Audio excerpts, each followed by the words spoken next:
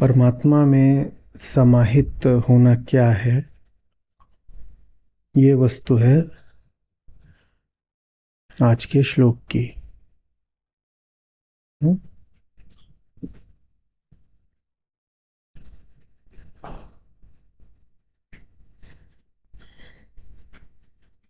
और बहुत रोचक बात ये निकल कर आती है कि जिसको आप परमात्मा कहें या परम कहें या आत्मा कहें, उसका संबंध न किसी दूरस्थ परमात्मा से है, न किसी आकाशीय परम से है, और न किसी गुप्त आत्मा से है।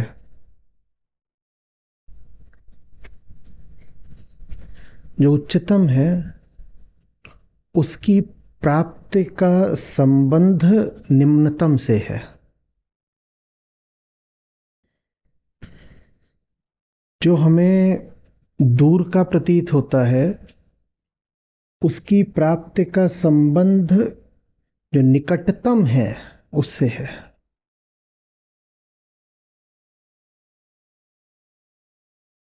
और सीधे शब्दों में कहें तो अहंकार से गुजरना ही है आत्मा को पाना।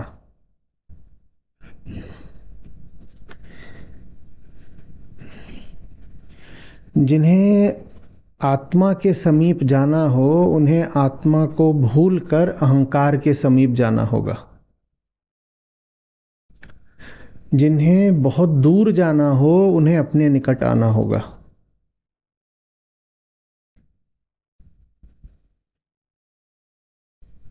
हम्म? अब कृष्ण कहते हैं परमात्मा समाहितः, परमात्मा में समाहित होने की बात हो रही है। लेकिन परमात्मा समाहितः बोलकर जो तीन बातें वो करते हैं आज, उन तीनों बातों में हमने कहा ना परमात्मा, ना परम, ना आत्मा। वहां तो सारी चर्चा किसकी है? स्वयं की, अहम की। और यही भूल हो गई है। अपनी उपेक्षा करना हमेशा बहुत आसान रहा है, आसान भी रहा है और लोभित भी करता है। स्वार्थ है वहां हमारे, अपने पास आओ तो खतरा पैदा हो जाता है। वैसा ही खतरा जैसा एक गंदे आदमी को आईना देखने पर पैदा होता है। अब होना तो ये चाहिए कि ये बात हमें बड़ी रोचक लगे, आकर्षक लगे, लुभावनी लगे, खुशखबरी जैसी लगे, कि जो सबसे दूर लगता है और जो सबसे बड़ा लगता है, जिसको पाने के लिए इंसान ने इतिहास के पहले क्षण से जी जान एक कर दिया, सबसे मूल्य का है, वो दूर कहीं है ही नहीं, वो सबसे पास है। ये बात आदर्श रूप में तो लगनी चाहिए, खुशखबरी जैसी लगनी चाहिए ना, कि जिसको यहां वहां सारे जहां में ढूंढ रहे थे और आज से नहीं, समय के पहले क्षण से ढूंढ रहे थे, वो दूर कहीं है ही नहीं, वो उपलब्ध है, यही है। पर ये बात खुशखबरी जैसी होती नहीं है, ये बात खतरनाक होती है। हम कह रहे थे अभी कि हमारे न्यस्त संकीर्ण स्वार्थों पर चोट पड़ती है अपने पास आकर के।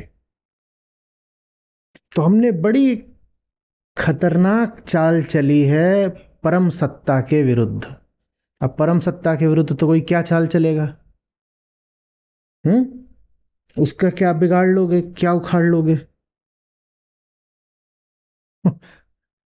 जब पारमार्थिक थल की बात होती है तो परम सत्ता के अतिरिक्त तो वहां और कोई होता ही नहीं। वहां क्या है? वहां अनन्यता है, वहां तो अद्वैत है। तो वहां आप कहो भी कि मैं चाल चलूंगा, ये करूंगा, वो करूंगा, तो वहां आप हो ही नहीं कुछ भी करने के लिए, चाल की बेचाल, कुछ नहीं। तो हमने जो चाल चली है, चाल चली तो है, वो वास्तव में उसके नहीं, अपने ही खिलाफ चली है। हमने क्या चाल चली है कि हमने खूब बड़े बड़े आयोजन करे हैं, हमने जबरदस्त शब्दजाल बिछाए हैं, हमने बड़े बड़े कर्मकांड खड़े कर दिए हैं, और हमने स्वयं को ये जता दिया है, स्वयं को ही आश्वस्त कर दिया है कि वो जो पाने लायक चीज है, जिसकी खातिर हम जन्म लेते हैं, सांस लेते हैं, वो चीज उधर कहीं है और बड़ी मुश्किल है, गोपनीय है और विरल है और सबको नहीं मिलती और भारी साधना करनी पड़ती है। कंदराओं की, आसमानों की बात है। और आसमान में भी ये नहीं कि यही वाला आसमान जो बाहर निकलो तो दिख जाएगा, सातवां आसमान।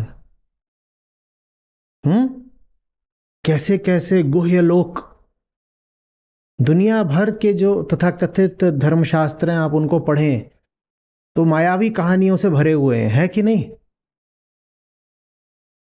और उनमें सब वो बातें आती हैं जिनको आप न देख सकते न सुन सकते, जिनका कोई प्रमाण नहीं, पर धर्मशास्त्र कहते हैं कि वो सब है। तो आपको लगता है अगर है तो मेरी पहुंच से बाहर का है, क्योंकि मुझे तो ना दिखाई देता ना सुनाई देता। फरिश्ते देखे हैं किसी ने? पर साहब, धर्म का संबंध तो फरिश्तों से है, देवदूतों से है, परियों से है। देखें, ये सब कुछ भी देखा है कभी? स्वर्ग नर्क देखा है कभी? अपना ही मोहल्ला ठीक से देखा है कभी? तो दूसरे लोग क्या देखे होंगे कभी? हम वो लोग जिन्हें अपना घर ही ना ठीक से पता हो, घर में ही रखकर चीजें भूल जाते हैं, हमें कुछ पता होता है? हमने अपनी पीठी ना देखी हो कभी ठीक से? देखिए, नहीं देखी। दांत भी दिखाने होते हैं तो जाते हो डेंटिस्ट के पास, तो मुंह खोल गया, अपने दांत का पिछवाड़ा दिखाई देता है कभी?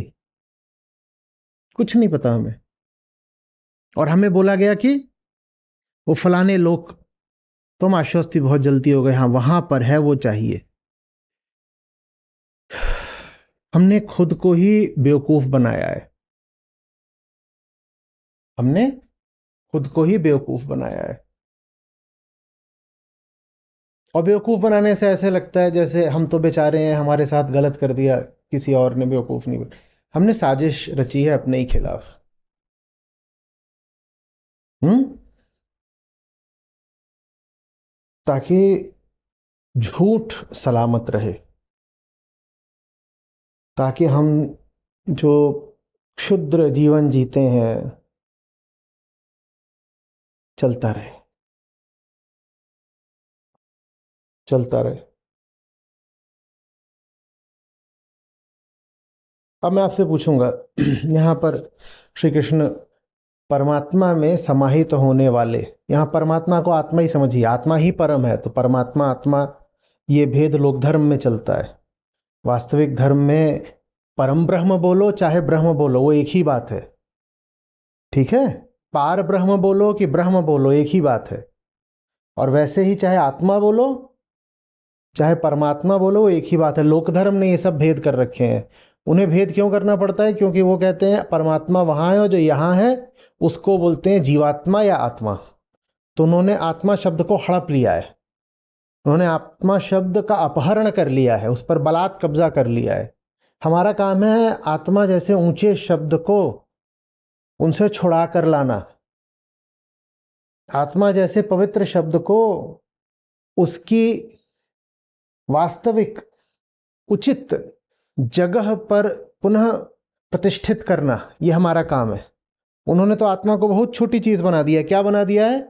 वो फुर्र वाली चिड़िया, वो जो भीतर रहती है। और उन्होंने आत्मा भी सबकी अलग अलग कर दी है, नर की आत्मा अलग, नारी की आत्मा अलग है। नारी की आत्मा भावुक होती है और नर की आत्मा गुस्सैल होती है। कौन सी आत्मा है वही जाने।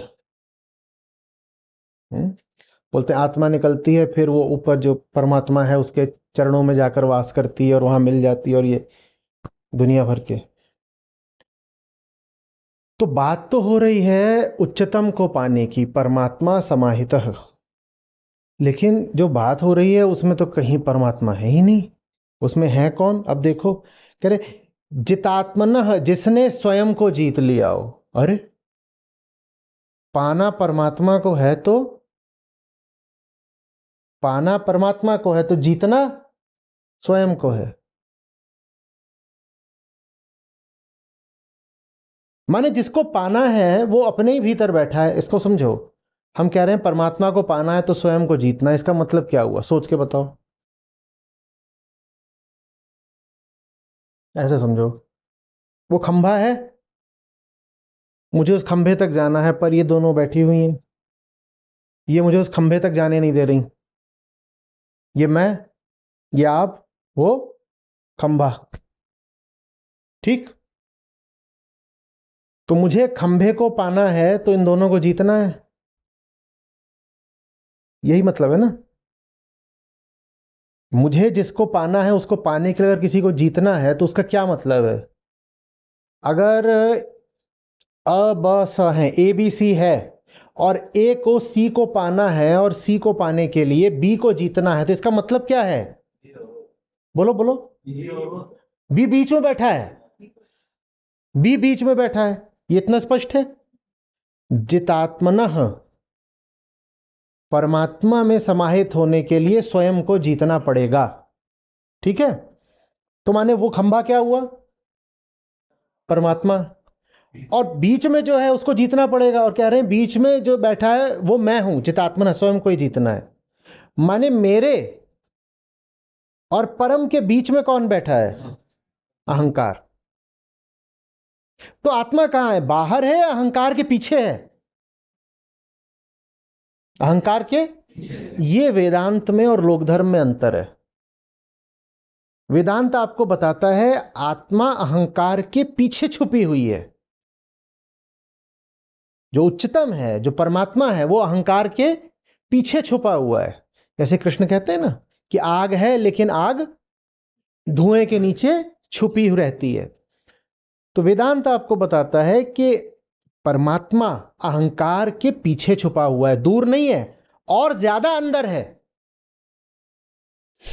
दूर नहीं है बल्कि वो और ज्यादा अंदर। आपको लगता है अंदर कौन बैठा है? अहंकार। आपको यही लगता है ना अंदर कौन बैठा है? अहंकार। पर अहंकार के भी अंदर कोई और बैठा है, उसको कहते हैं परमात्मा या आत्मा। जो भी आज श्लोक में परमात्मा वर्णित है तो हम परमात्मा ही कहेंगे। हम कहते हैं भीतर क्या है, ये साथ चलिएगा, ये समझ में आ गया तो आ गया, नहीं तो आप फिर भटकते ही रहोगे वही बाहर के।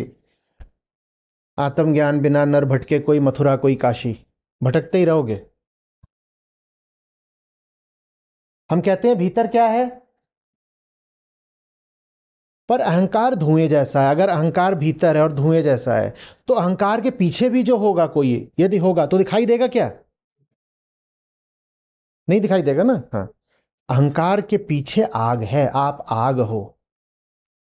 वेदों में अग्नि को बहुत ऊंचा स्थान दिया गया है। बाद में और सब देवता शक्तियां सब पूज्य हो गए, आरंभ में तो अग्नि, और अग्नि से ही संबंध सूर्य का। सूर्य। हम्म।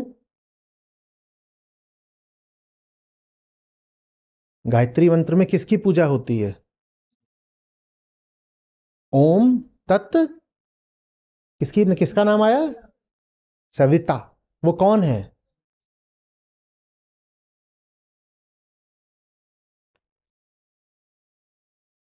धुआं है, धुएं के पीछे अग्नि है, वो अग्नि आत्मा है। वो अग्नि ही आपका प्राण है, वो है आत्मा, बाहर कहीं नहीं है। आपके ही भीतर जो आग है, जो आपके ही धुएं से ढकी हुई है, उसको आत्मा या परमात्मा बोलते हैं।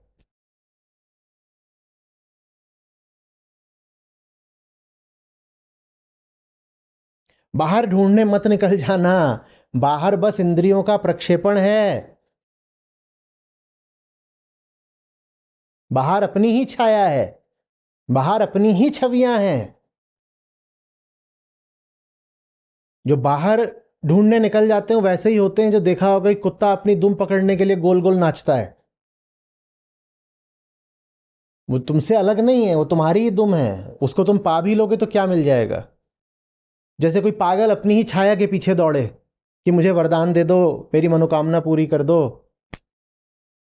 सूरज आपके पीछे हो तो छाया आपके आगे होगी।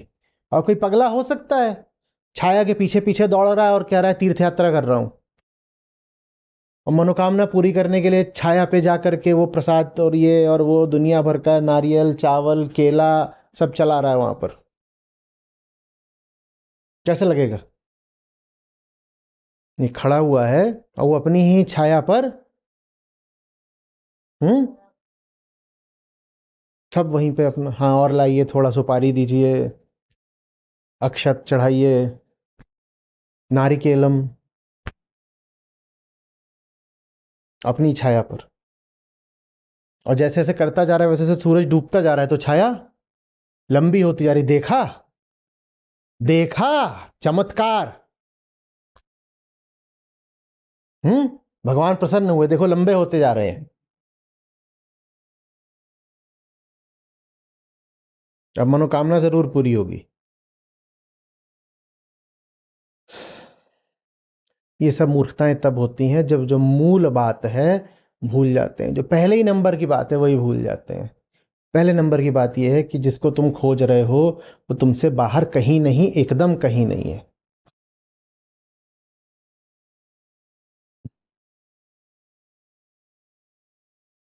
मन की रचनाओं की स्तुति करना मन की ही स्तुति करने के बराबर हुआ ना। और मन क्या है, अहंकार का कटोरा जिसमें अहंकार ने अपना माल भर रखा है। तो जो लोग मन की रचनाओं की स्तुति करते हैं वास्तव में अपने अहंकार को ही पूज रहे हैं। वेदांत आपको आपके अहंकार को नहीं पूजने देगा। वो आपसे कह रहा है परमात्मा भीतर है, भीतर के अलावा कहीं नहीं है। जिनको परमात्मा में समाहित होना है वो जितात्मा बने। अहंकार है और हमें वही दिखाई देता है क्योंकि वो कैसा है, वो धुएं जैसा है। उसके पार देखना, बोलो जल्दी, मुश्किल हो जाता है। धुएं के पार कुछ दिखता है, कोहरे के पार कुछ दिखता है। तो अहंकार धुएं और कोहरे जैसा है जो भीतर भरा हुआ है। उसके पार दिखाई नहीं देता, लेकिन उसके पार जो है वो हम हैं। अहंकार चूंकि अपने पार नहीं देखने देता तो इसलिए वो नाम हड़प लेता है। किसका, आत्मा का। क्योंकि उसको एक सुविधा हो गई ना, उसके पार तो दिखाई देगा नहीं, तो कोई प्रमाण ही नहीं है फिर कि अहंकार के पार कुछ है भी। दिखाई नहीं देता अहंकार के पार, तो कहता है मेरे पार कुछ नहीं है, जो है अपुनिच है। अपुनिच भगवान है तो नहीं? जैसे मेरे पीछे जो कुछ हो मैं उसको ऐसे घेर के बैठ जाऊं और कहूं पीछे कुछ नहीं है, जो है मैं ही तो हूं, मैं ही तो हूं, पीछे कुछ है ही नहीं, जो है मैं ही हूं। ये अहंकार है, मेरे पीछे कुछ नहीं है। तो जितात्मा होने का अर्थ क्या हुआ, इस धुएं के पार चले जाना, इस धुएं के पार चले जाना, देखना कि इसके पीछे क्या है। इसी को कहते हैं आत्म अवलोकन, इसी को कहते हैं आत्मजयी होना, इसी को जितेंद्रिय होना भी कहते हैं, और इसी को जितात्मा होना भी कहते हैं।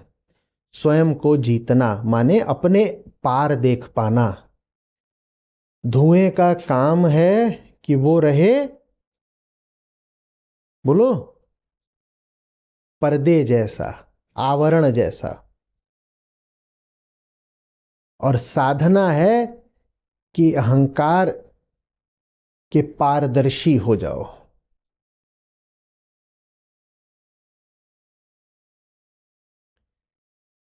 हम खुद लगे हुए हैं कि हमें हमारी सच्चाई पता न चले। तो साधना बस ये है कि जो हमारी ही वृत्ति है अपनी असलियत कभी न देखने की, उस वृत्ति को जीतना, यह है जितात्मा।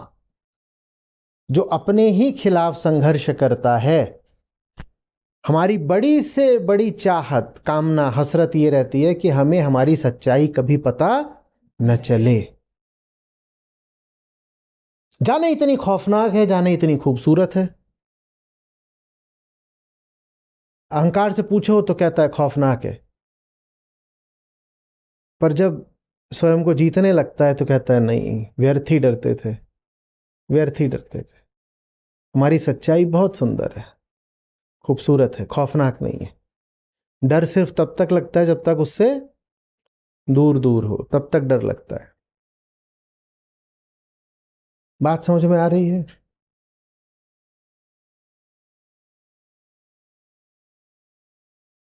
आप जो बने बैठे हो ना, उसके पीछे आपकी सच्चाई छुपी है, और वो सच्चाई मस्त है।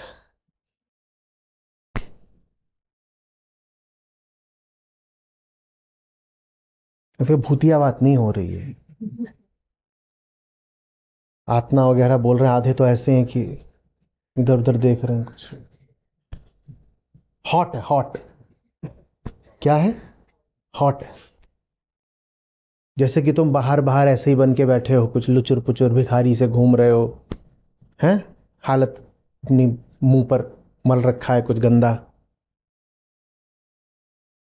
और सोच रहे हो यही तो मेरी, बोलो, यही तो मेरी असलियत है। वो तुम्हारी असलियत नहीं है। ये सब जो तुमने अपना पोत रखा है, जिसको आभूषण कहो कि आवरण कहो कि आभरण कहो, जो भी कहो, उसको उतारने के बाद तुम सामने आते हो और तुम हॉट हो।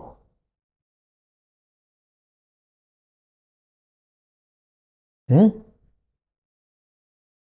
कल कह रही थी ना अक्का महादेवी कि देह नर की भी हो सकती है, देह नारी की भी हो सकती है, पर आत्मा तो नग्न है। तुम हॉट हो।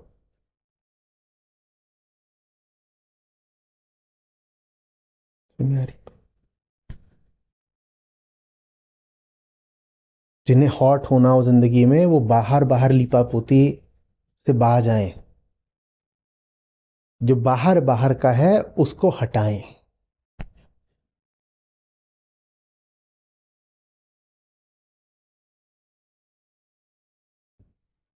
आप बाहर कितना भी लीप लो पोत लो, भीतर का सौंदर्य उसकी आप बराबरी नहीं कर सकते। व्यवहारिक अर्थ समझ में आ रहा है? हम्म और ये दोनों बातें एक साथ चलती हैं। परमात्मा को बाहर कहीं स्थापित कर देना, और अपने आप को भी अपना बाहरी खोल मान लेना। जिसमें पाओगे उसमें ये दोनों लक्षण एक साथ पाओगे। क्योंकि जिसने परमात्मा को ही बाहर स्थापित कर दिया, माने उसने कह दिया कि जो बढ़िया चीज है वो तो बाहर है। जब वो बाहर है तो फिर वो भीतर क्यों कुछ खोजेगा? वो भीतर के सौंदर्य का मूल्य क्यों करेगा? क्योंकि जो बढ़िया है वो तो, जो सुंदर है वो तो सत्यम शिवम सुंदरम। शिव भी कहां है? उनका शिव वहां कैलाश पे ऊपर रहते हैं। अब अक्का महादेवी ने तो ऐसा नहीं कहा, लल्लेश्वरी ने भी ऐसा नहीं कहा, आचार्य शंकर ने भी ऐसा नहीं कहा। लेकिन लोकधर्म बिल्कुल यही बताता है कि शिव वो वहां कहीं रहते हैं, और कई तो वहां ढूंढने भी निकल जाते हैं, कहते यहीं मिलेंगे कहीं पे। कईयों को मिल भी जाते हैं, बोलते वहां फलानी जगह गए, वहां खास मैग्नेटिक फील्ड था, और एक बर्फ का टुकड़ा हमने देखा जो त्रिशूल जैसा था। वही तो है असली चीज। तो सत्य भी बाहर है, शिव भी बाहर है, तो फिर सौंदर्य भी सत्यम शिवम सुंदरम। सब जब बाहर ही बाहर है तो सब बाहर है, तो तुम क्या बचे फिर? तुम कुछ नहीं हो। फिर वो अपनी सत्यता और अपनी सुंदरता और अपने शिवत्व सबसे स्वयं को वंचित कर लेते हैं। ये बड़े से बड़ा अपराध है कि आप परम सत्ता को बाहर कहीं स्थापित कर दो, और ठीक यही अपराध लोक धर्म करता है।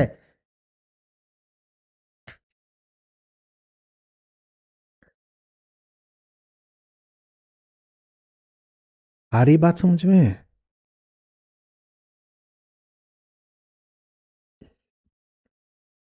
अच्छे से तर्क समझ लेना अपने लिए, आश्वस्त हो जाइए, नहीं तो फिर आप वही करते रहेंगे जो दुनिया कर रही है लगातार।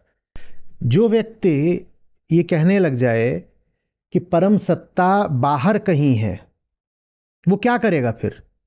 उसकी इंद्रियां, उसकी बुद्धि, उसका विवेक, उसकी सारी क्षमता, सारी शक्ति किधर को निर्देशित हो जाएगी? कोई समस्या इसमें? बिल्कुल साथ साथ चलना। जीवन में जो ऊंचे से ऊंचा हो सकता है, जिससे मुझे ताकत मिल सकती है, जिससे मुझे सौंदर्य मिल सकता है, वो कहाँ बैठा है? उधर पेड़ के ऊपर। आंखें कहाँ देखेंगी? पेड़ की तरफ। कान क्या सुनेंगे? हाथ किधर को बढ़ेगा? टांगे किधर को चलेंगी? बुद्धि किसको विचारेगी? खुद को कभी देखोगे? ये लोक धर्म की साजिश है।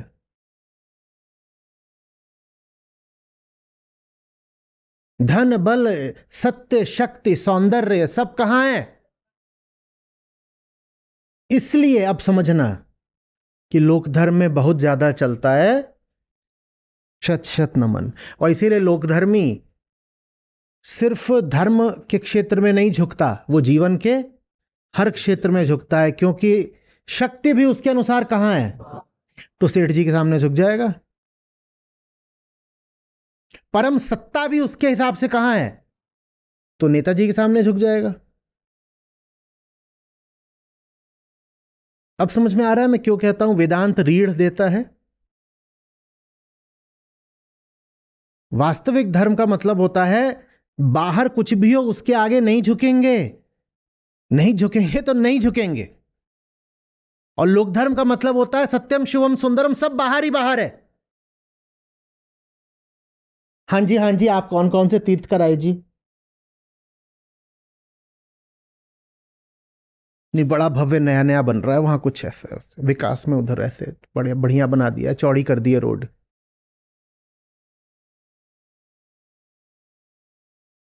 वो उस वाले का गुंबद देखा आपने? सोने का है जी। हमारी बिन्नी गई थी, वो फोटो भी लाई, बिन्नी दिखाइयो। और प्रसाद भी पड़ा है, चटाइयो। इस पूरे वक्तव्य में कहीं अंतर्दृष्टि थी? स्वयं को देखने जब कोई भाव था? ये लोक धर्म है। सब कुछ जो अच्छे से अच्छा हो सकता है वो बाहर ही बाहर है, और जो सब कुछ बुरे से बुरा हो सकता है वो भी। तो सब राक्षस, असुर, शैतान, ये सब भी कहां है? समस्या ये है कि आपको बोल दिया जाए कि वहां खजाना है, तो भी आपकी आंखें उधर को देखेंगी, और आपको बोल दिया जाए वहां डाकू है, तो भी आपकी आंखें। तो भगवान को, शैतान को, स्वर्ग को, नरक को, आप दोनों को बाहर स्थापित करके काम एक ही करते हो। वो काम क्या है? बाहर को दिखाना। स्वर्ग की ओर आतुरता से देखोगे, नरक की ओर आशंका से देखोगे, पर दोनों स्थितियों में देखोगे तो बाहर ही।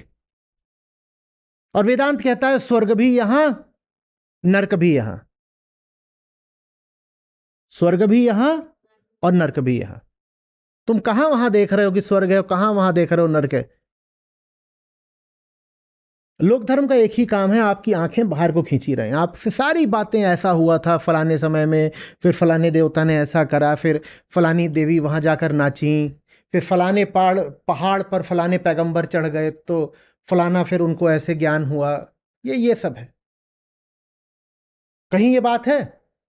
ये तो यही वो, समझ लो, बदनीयती है जिसकी वजह से बाहर की सारी रचनाएं करी जाती हैं। ये जितने किस्से बाहरी सुनते हो ना, उन सब का बस एक गंदा उद्देश्य है कि बाहर के इतने किस्से रच दो कि बंदा कभी खुद को देखने ही ना पाए। बस ये है। भूल नहीं है, षड्यंत्र है। षड्यंत्र। लोकधर्म धर्म का विकृत रूप नहीं है, लोकधर्म धर्म के खिलाफ रचा गया षड्यंत्र है। कुछ सारी बात समझ में?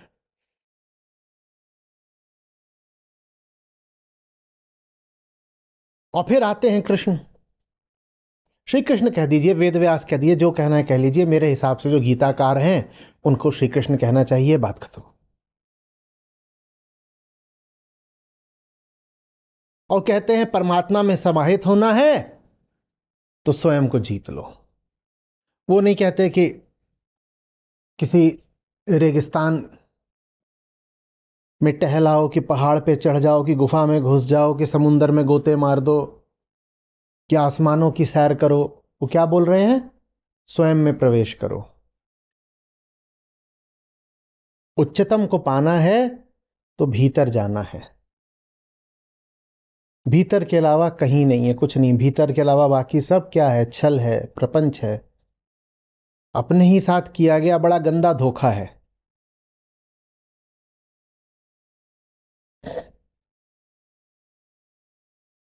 और उच्चतम चूंकि भीतर है हमारे, तो इसीलिए वो सिर्फ उच्चतम नहीं है, वो हमारा उच्चतम है। माने हमारी ही उच्चतम संभावना को परमात्मा कहते हैं। परमात्मा कोई दूर की वस्तु नहीं है। आप जो अधिकतम हो सकते हो, सुंदरतम हो सकते हो, वृहदतम हो सकते हो, उसी का नाम परमात्मा है।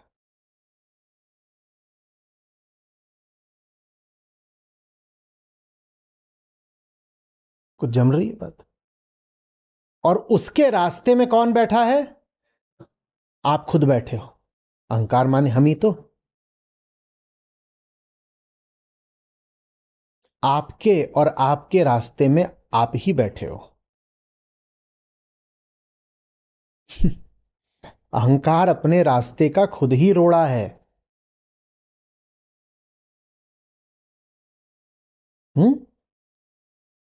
जैसे किसी ने हथौड़ा लेके अपनी ही टांग को तोड़ा है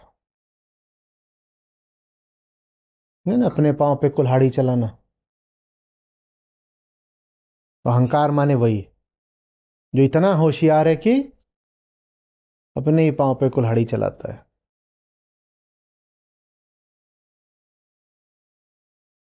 समझ में आ रही बात है?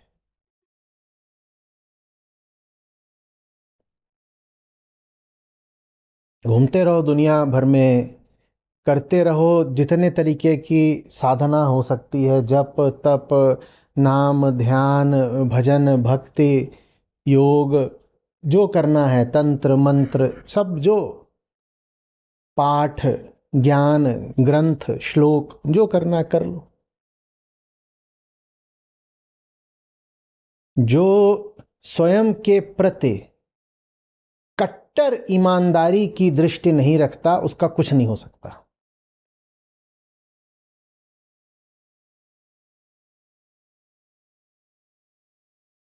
ज्यादातर जो विधियां हैं अध्यात्म में, उनका सिर्फ एक इस्तेमाल होता है, आपको आपसे दूर रखने के लिए।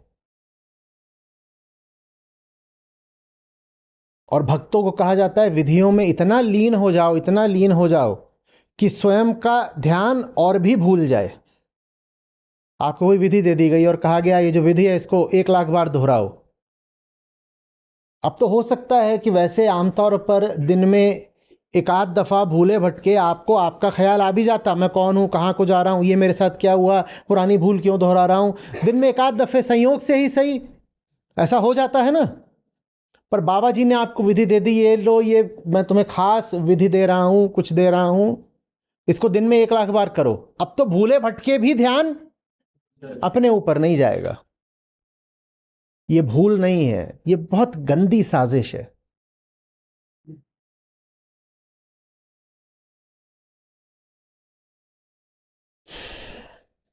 और इस साजिश में सबसे ज्यादा पड़ेंगे भी वही जो पहले से ही चाह रहे थे कि खुद से आंखें चार न करनी पड़े। जो आईना देखने से जितना ज्यादा घबराते हैं, वो उतना ज्यादा इस प्रकार की विधियों के फेर में आते हैं।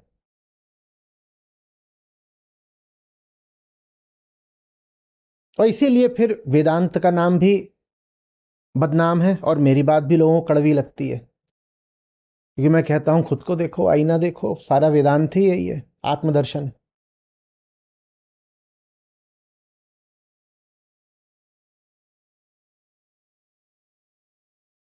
सारी बात, कोई विधि आपको दिखाई दे, बोले ये जो है इसे ये धार्मिक बात है, ये आध्यात्मिक विधि है, उसमें बस एक सवाल पूछना, क्या इससे क्या मैं अपने जीवन को देख पा रहा हूं? ये जो भी विधि बताई आपने, इस विधि से क्या मैं अपने जीवन को देख पा रहा हूं? अपने जीवन को नहीं देख पा रहा तो आप मेरे साथ षड्यंत्र कर रहे हो। आपकी विधि सिर्फ असफल नहीं होगी, घातक होगी। आप कुछ मेरे साथ घातक कर रहे हो।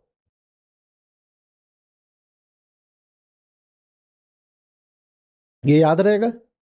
दुनिया भर में धर्म के नाम पर आप जो भी कुछ देखो, कर्म, क्रिया, विधि, मान्यता, उसके सामने बस ये एक छोटा मासूम सा सवाल पूछ देना, क्या ये जो कुछ भी करा जा रहा है, बताया जा रहा है, इससे क्या मैं अपने जीवन को, अपनी जिंदगी, अपने विचार, अपने मूल, अपनी भावना, अपनी कामना, अपनी आशा, इनको क्या मैं स्पष्टता से देख पा रहा हूं? क्या मेरी नजर मुझ तक वापस मोड़ी जा रही है, या मेरी नजर और कहीं हवा हवाई छोड़ी जा रही है? बस ये सवाल है, साधारण सवाल है ना।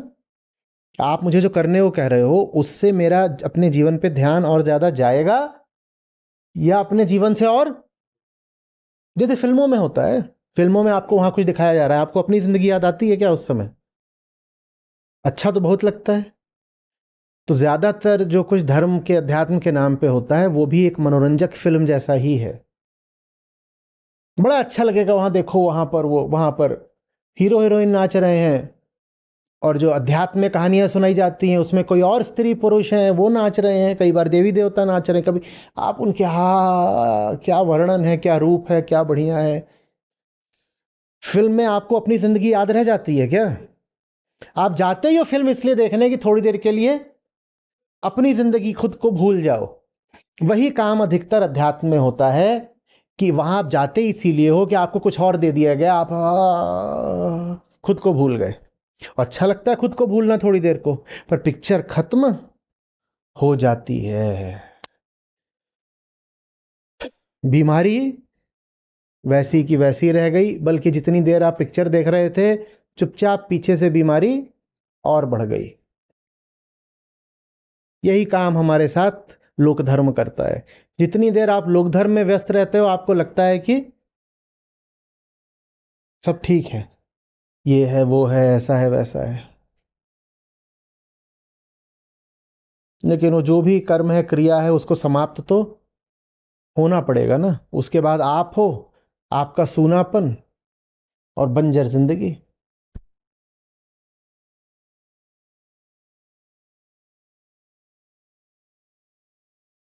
हम्म।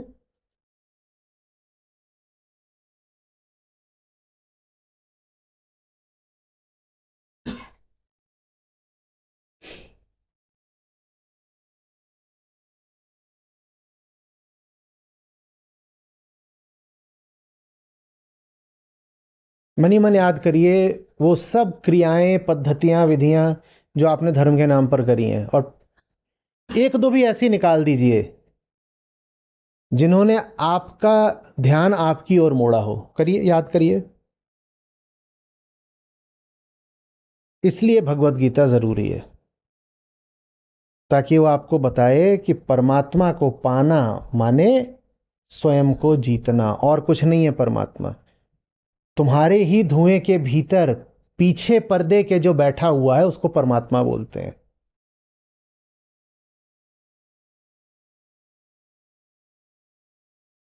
उसी को परम भी बोल सकते हो, वेदांत में कई बार उसे मात्र परम बोल देते हैं, और कई बार उसे आत्मा भी बोल सकते हो।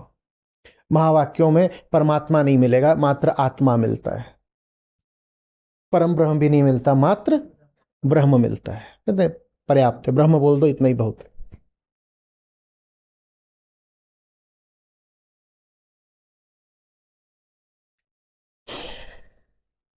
स्पष्ट हो रही है बात, या यहां से जाके फिर से धार्मिक धमा चौकड़ी मचाने लगोगे, फलाने पेड़ पे चढ़ गए। गांव की सारी कुंवारी लड़कियां पूर्णिमा की रात को पोखर में जाके स्नान करेंगी, और सारे कुंवारे लड़के पोखर के पेड़ पे चढ़ के, इसीलिए तो पूर्णिमा चुनी गई है।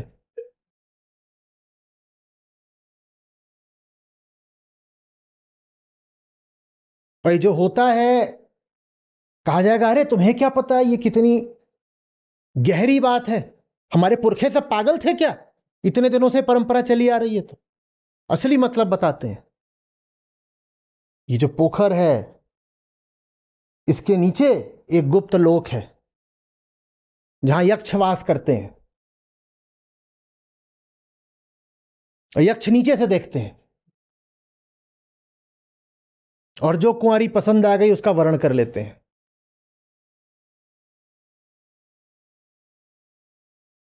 तुम्हारी दादी का भी ऐसे ही हुआ था ब्याह, दादाजी ने टनल बनाई थी नीचे।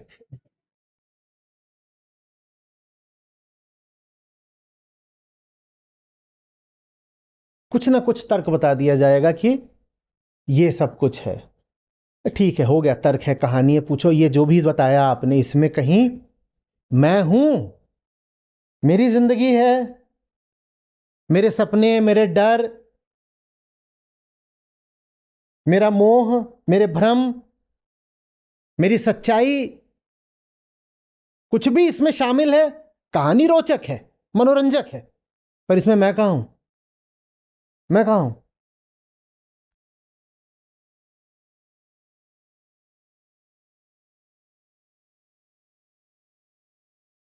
आ रही बात समझ में? धर्म वहां नहीं है, धर्म यहां है। और यहां से आपकी नजरें हटा के जो आपको उधर भेजे, उससे बड़ा अधर्म नहीं है।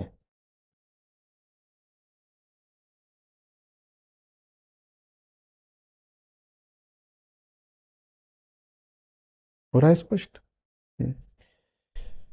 आगे कह रहे हैं कि जो जो शांत हो गया है, प्रशांत शब्द लिया है यहां पर, इसकी आप अगर व्युत्पत्ति देखेंगे तो इसमें आता है शम। शांत में शम, शम से है।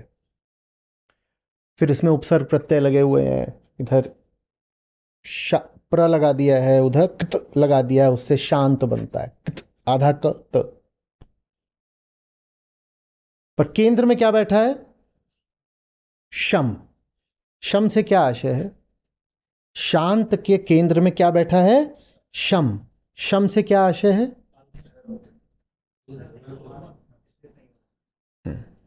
अब किसका शमन करोगे? शम दम बड़े महत्व के बताए हैं साधन चतुष्टय में आचार्य शंकर ने भी, पर शमन हो कि दमन हो, करना किसका है? अब बारिश हो रही है बाहर, तो बारिश का करें? तूफान आ रहा है, उसका करें? किसका करें? वो जो हमारे भीतर बैठा है, जो एक अनिवार्य प्रतिक्रिया करता है बाहरी संयोगों के प्रति, उसको रोकना। और उसको रोका कैसे जाता है? उसको जान करके। तू जो प्रतिक्रिया कर रहा है, तू वही है, तू जिसके खिलाफ प्रतिक्रिया कर रहा है। तूफान, आंधी, बारिश, ये सब भी क्या है? प्रकृति। और तू जो प्रकृति पे प्रतिक्रिया कर रहा है, तू भी क्या है? आत्मा परे होती है, इसीलिए परम शब्द भी वहीं से आया है। समझो, परम माने ऊंचा, और परम माने पराया भी। ऊंचा वही है जो पराया है। किससे पराया है? प्रकृति से पराया है। परम, परम माने, एक तो हम कहते हैं परम माने उच्चतम, पर परम माने ये भी होता है जो पर है। पर माने पराया, अलग, भिन्न। शमन का मतलब हुआ तुम वो हो जो पराया है। किससे? बाहरी घटना से भी और भीतर प्रतिक्रिया करने वाले से भी। बाहर घटना है, इधर घटना घटी, और इधर अहंकार है, उसने उस घटना पर प्रतिक्रिया करी, है ना? शमन का मतलब है मैं अलग हूं, मैं अलग हूं ये जानना। उसके बाद अहंकार प्रतिक्रिया करता है तो करता रहे। आप यहां बैठे हुए हो, मैं आपकी ओर ऐसे ये है ये ऐसे उछाल दूं तो अपने आप आपकी शारीरिक व्यवस्था प्रतिक्रिया करेगी। आप क्या करोगे? या आपकी ओर आ रहा है, आप क्या करोगे? या ऐसे हाथ से रोक लोगे? वो ठीक है, वो किसका काम था? शरीर का काम था। शरीर अपना काम कर रहा है, हमें क्या लेना देना? शरीर अपना काम कर रहा है, हमें क्या लेना देना?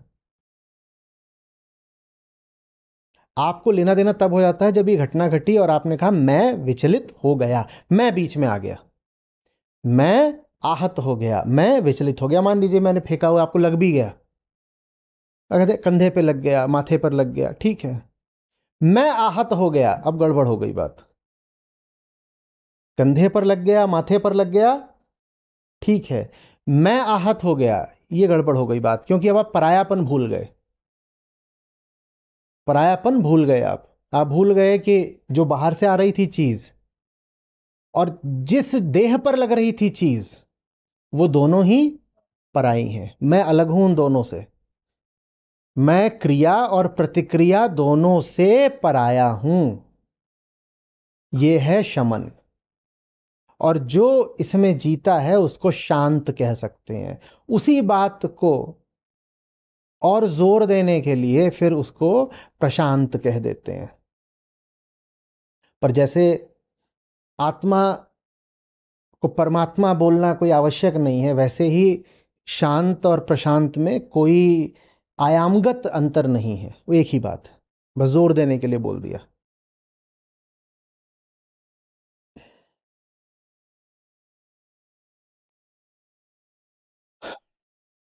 देख रहे हो शांत शब्द का भी हमने कैसे दुरुपयोग किया है। हम शांत का मतलब क्या समझते हैं? कोई शोर नहीं मचा रहा, उधम नहीं कर रहा, उछल कूद नहीं कर रहा। आमतौर पे अगर कोई बोल नहीं रहा तो कहते शांत। नहीं, शांति ये नहीं होती। बोध के बिना शमन नहीं हो सकता। और बोध का अर्थ है ये जानना मैं पराया हूं। इस परायेपन में कोई दुख वगैरह नहीं है, बस तथ्य है, क्योंकि ऐसा है, सचमुच है। जो सचमुच है उसको जानने में दुख कैसा? तुम पराये हो, उसको स्वीकार करने में दुख क्या है? ये कोई वो थोड़ी है कि ब्याह हो गया तो अब पिता का घर पराया हो गया, ये वो वाली बात नहीं है। तुम पराये हो ही।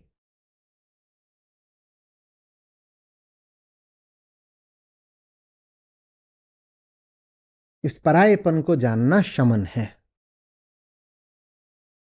ये शमन ही वास्तविक शांति के केंद्र में है। अब दुनिया में शमन कैसे करा जाता है समझते हैं। बाहरी दुनिया और भीतरी दुनिया में अंतर क्या है?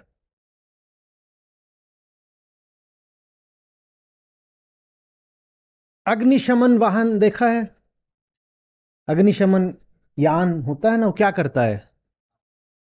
जो फायर व्हीकल्स होते हैं सारे, ठीक है। तो दुनिया में शमन ऐसे होता है कि आग लग गई है, जल्दी से बुझाओ बुझाओ। दुनिया में ऐसे होता है कि आग लग गई है, जल्दी से बुझाओ बुझाओ, नहीं तो मैं मर जाऊंगा। घर में आग लगी है, चारों तरफ मेरे आग आग धुआं धुआं है, जल्दी से फायर ब्रिगेड का नंबर लगाओ, अग्नि शमन वाले आए, आग बुझाएं, नहीं तो मैं मर जाऊंगा। ये दुनिया में शमन ऐसे होता है। अध्यात्म में, ज्ञान में, वेदांत में शमन ऐसे नहीं होता। वहां ऐसे होता है कि पागल थे जो रो रहे थे कि कहीं आग लगी है। हम सोचते थे कि हमारे घर में आग लगी है, जग गए और देख लिया एक संभावना कि आग सपने में लगी थी, दूसरी संभावना हम वहां हैं ही नहीं जहां आग लगी है। शमन हो गया। बिना फायर ब्रिगेड को बुलाए आग बुझ गई। बाहर जो आग लगती है, उस आग को बुझाने के लिए कुछ बाहरी प्रपंच करना पड़ता है, ठीक है ना। नंबर डायल किया, आए, पानी फेंका, कोई अंदर आया, आपको बचा के ले गया, ये सब होता है। वेदांत में जानने मात्र से आग बुझ जाती है। क्या जानने मात्र से? ये जो ईंधन है और ये जो आग है, मैं इन दोनों से पराया हूं। लगी होगी आग, आग मुझे छू नहीं सकती। इसी बात को भगवत गीता कैसे बोलती है? नैनम दहति पावक। मैं वो हूं जो ना आग है ना ईंधन है, मैं पराया हूं, दोनों से शमन हो गया, शांत हो गए। अब आग बुझानी नहीं है, जान लिया बस और शांत हो गए। नैनम दहति पावक। कोई आग मुझे जला नहीं सकती, जहां लगी है लगी रहे, मैं नहीं जलने वाला। जिसको लगी है लगती रहे, प्रतिक्रिया भी जिसको करनी है वो करेगा, जिसको आग लगी है वो करेगा ना, मैं क्यों करूं? उदाहरण के लिए गर्म चाय यहां गिर गई, यहां गिर गई, ठीक है, हाथ पर गिर गई है, दूसरा हाथ लाके मलहम लगा देगा। मेरे आग नहीं लग गई है, मैं ये आग से पराया हूं। यहां पर आग लगी हुई है, लाल लाल बिल्कुल भभक रहा है अभी, पर मैं इस आग से पराया हूं। ये जैसे ये हाड़ मास है, वैसे ये मस्तिष्क भी क्या है? ये भी हाड़ मास है। ये बताएगा कि कौन सा ऑइंटमेंट लगाना है या कौन से डॉक्टर को दिखाना है, वो बताएगा। वो बताएगा ये टांगे भी क्या हैं? हाड़ मास है। तो जैसे ये हाड़ मास, वैसे ही मस्तिष्क हाड़ मास, वैसे टांगे। मस्तिष्क ने बताया ये हाड़ मास की टांगे हैं। वो गाड़ी भी क्या है? पदार्थ है, मटेरियल। जैसे ये था, चाय भी क्या थी?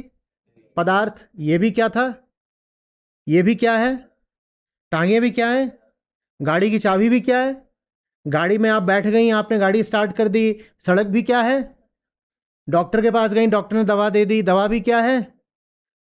यहां पर लगा दिया। पदार्थ और पदार्थ अब आपस में क्रिया करेंगे, कुछ घंटों बाद जलन शांत हो जाएगी या कुछ दिनों बाद। मैं कहां था? मैंने तो कुछ, मैं पराया हूं। ये शमन है, इसे शांति कहते हैं। वास्तविक शांति ये होती है। वास्तविक शांति ये नहीं होती कि जल गए तो वहीं बैठे हुए। बेचारी कितनी शांत है, गाय है बिल्कुल, हाथ जला लिए, हिल नहीं रही है। ये शांति नहीं है। घोर कर्म करो, तुम अनछुए रहो।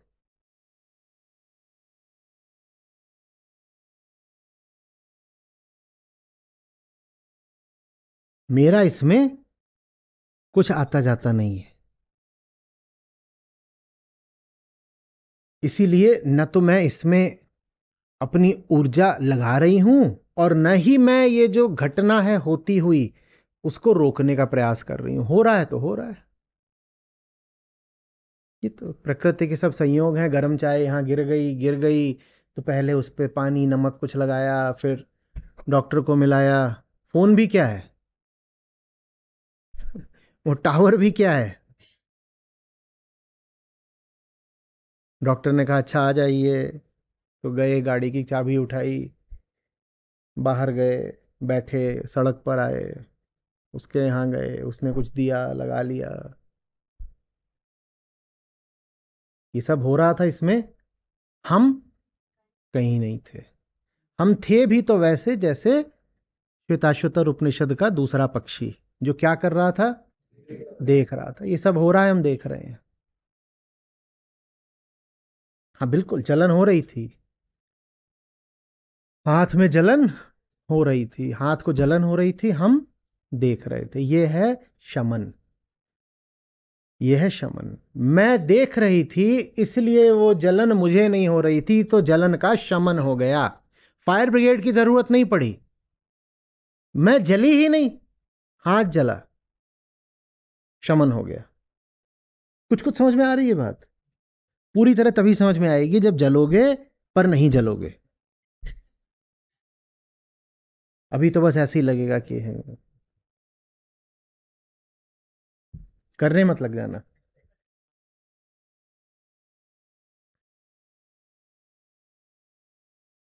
स्पष्ट हो रहा है कुछ?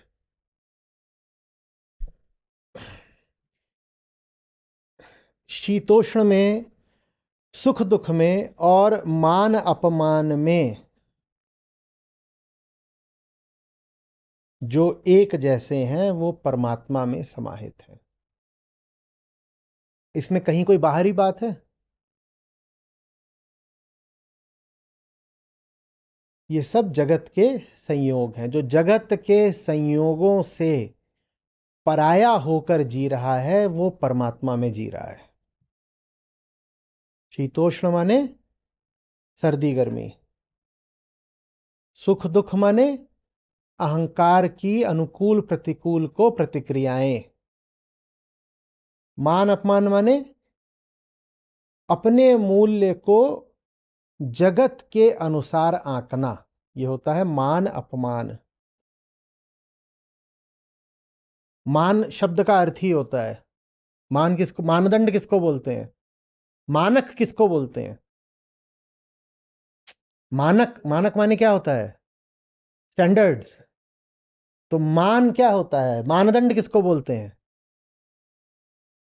मेजरमेंट। तो अपने मेजरमेंट को माने अपनी औकात को दुनिया के हिसाब से नापना मान अपमान है। दुनिया ने कुछ कह दिया कि तुम बड़े हो तो मेरा मान बढ़ गया, माने मेरा मूल्य बढ़ गया, मेरा आकार जैसे बढ़ गया, ये मान है। और दुनिया ने कुछ कह दिया तो मैं संकुचित हो गया, सिमट गया, सिकुड़ गया, ये अपमान है।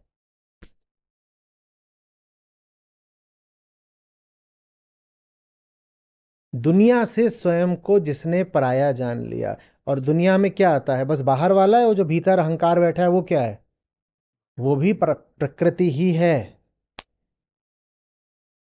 तो बाहरी प्रकृति और भीतरी प्रकृति दोनों से लगातार अपने आप को पराया जानते रहना ही परमात्मा की प्राप्ति है। बाहरी दुनिया और भीतरी दुनिया दोनों से अनछुआ होकर के चलना ही परमात्मा की उच्चतम की प्राप्ति है।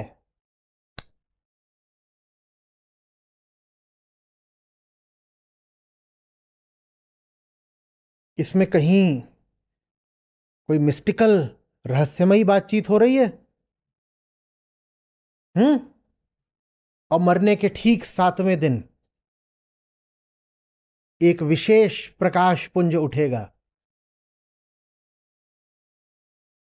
जो तुम्हारी बेचैन भटकती हुई रूह को पेड़ से उतार के रिक्शे में बैठा के छोड़ दो। जो भी करना है कुछ भी बोल सकते हो, सब चलता है, क्योंकि कोई भी बात गलत तो ठहराई, कुछ भी बोल दो। बोल दो जीवात्मा रिक्शे पर बैठ के जाती है, गलत साबित करो। कर सकते हो गलत साबित। जो तुम्हारा उपहास उड़ाए उनसे कहो तुम मेरा तो उपहास उड़ा रहे हो, क्योंकि मैंने बोल दिया जीवात्मा रिक्शे पर बैठ के जाती है और मैं इस बात को साबित नहीं कर सकती। लेकिन तुम जितनी मान्यताएं रखते हो, क्या तुम उनमें से एक को भी साबित कर सकते हो? तो साबित ना तुम कर सकते ना मैं, तो जितनी तुम्हारी बात सही उतनी मेरी बात सही, क्योंकि साबित करने की तो रखी ही नहीं है। कोई कुछ भी बोल सकता है, तो जैसे तुम कुछ भी बोल सकते हो मैं भी। जीवात्मा को ओला नहीं उबर पसंद है, साबित करो मैंने गलत बोला, साबित करो।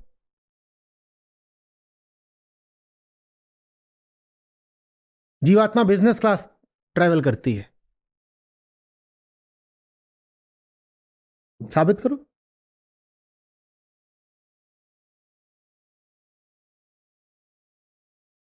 वो एक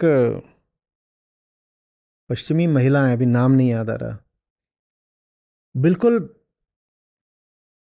सपाट चेहरे के साथ लोकधर्म पर बड़ा मस्त तंज कसती हैं, और छोटे छोटे उनकी एक एक दो दो मिनट की वो हैं शॉर्ट्स और रील्स। मैं एक दो बार भेजा भी है, क्या नाम है उनका? हाँ हाँ, फिनोमिना ना, फिलोमिना कंक।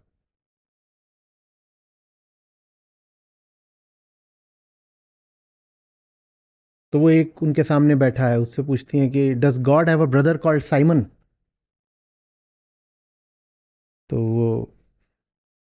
बोलता है but nobody has proven that. तो बोलती है but nobody has proven God either. So according to you, if God can exist, then according to me, God's brother called Simon can also exist.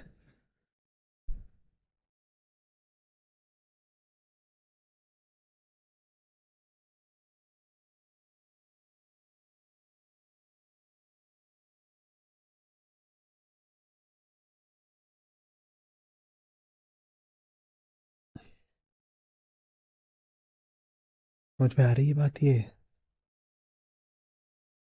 विश्वास का कोई खेल नहीं है कि फलानी चीज पर विश्वास करो। जहां विश्वास आ जाए वहां धर्म नहीं है। धर्म का अर्थ है बिल्कुल नहीं विश्वास करूंगा,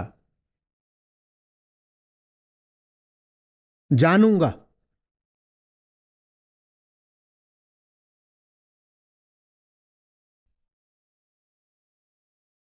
मेरे लिए धर्म है, मुझे दुख से मुक्त करने के लिए धर्म है, तो मैं ही तो प्रमाणित करूंगा ना कि दुख से मुक्त हुआ कि नहीं। विश्वास क्या करना है? प्रमाण उपलब्ध है, मैं ही प्रमाण हूं।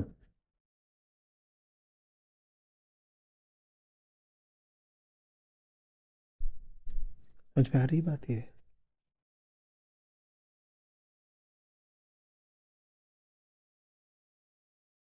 अहंकार वो जो प्राकृतिक है और प्रकृति को अंधी प्रतिक्रियाएं देता है। ठीक वैसे जैसे लोहा और चुंबक है, तो दोनों लोहा ही, दोनों एक ही है ना। चुंबक क्या होती है? रेत, शीशा, बर्फ। अरे मैग्नेट क्या होती है? दोनों एक ही है ना। और दोनों एक दूसरे को कितनी प्रतिक्रिया देते हैं। वैसे ही अहंकार प्रकृति मात्र है, और इसीलिए वो प्रकृति को प्रतिक्रिया लगातार देता रहता है, लगातार देता रहता है। सिर्फ प्रतिक्रिया देता होता तो कोई गड़बड़ नहीं थी। वो प्रतिक्रिया मैं बनकर देता है, ये गड़बड़ है।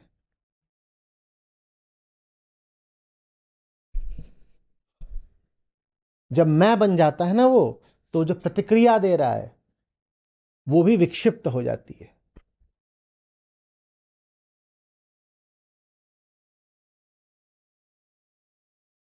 उधर भी बाहरी है मामला, और ये जो अहंकार बना बैठा है इधर भी बाहरी है मामला।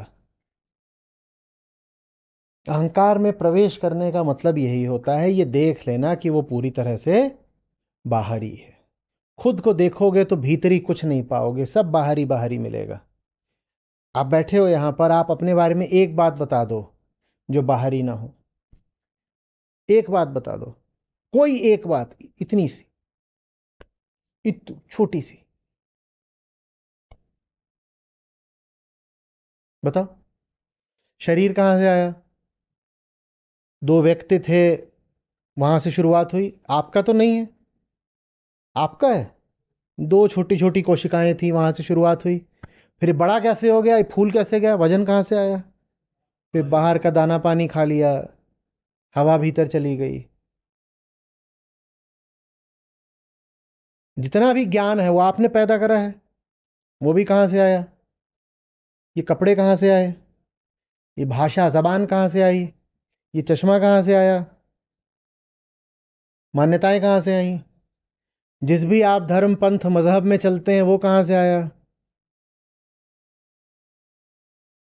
जिंदगी ऐसी होनी चाहिए, जिंदगी वैसी होनी चाहिए, ये सब धारणाएं कहां से आई? मैं पूरा बाहरी हूं। अहंकार को देखोगे तो पता चलेगा, जैसे उधर प्रकृति वैसे ही इधर प्रकृति। और ये देख लेना ही परायापन है। जिसने ये देख लिया वो प्रकृति से परे हो गया, माने वो परम हो गया, माने वो परमात्मा हो गया। साक्षी ही परमात्मा है। पर होना माने परमात्मा हो जाना। जो पर हो गया, पर पर माने पराया, जो पर हो गया वो परमात्मा हो गया।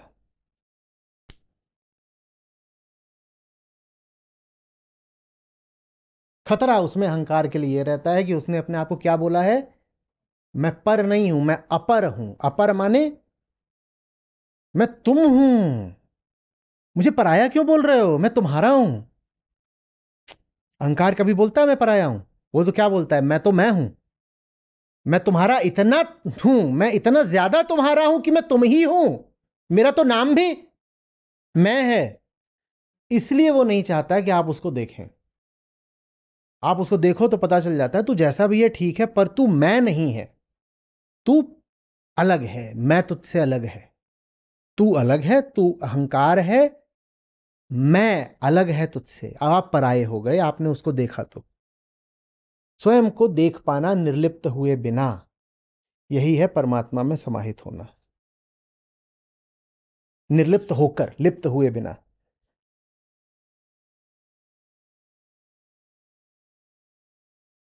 और इसी को मैं बार बार कहा करता हूं छोटे से शब्द में, ईमानदारी। ईमानदारी या सत्यनिष्ठा, इसके अलावा कुछ नहीं है। हम्म ये निश्चय कि जो दिख रहा है उसको देखूंगा, और जो दिख गया फिर झूठ नहीं बोलूंगा, यही है सत्यनिष्ठा। इतनी छोटी सी चीज है, देखो इसका कितना बड़ा फुग्गा फुला दिया हमने, बात का बतंगड़ बना दिया ना। ऐसा है वैसा है, धर्म माने ये, धर्म माने वो। धर्म माने कुछ और नहीं, अपनी सच्चाई से रूबरू होने को ही धर्म कहते हैं।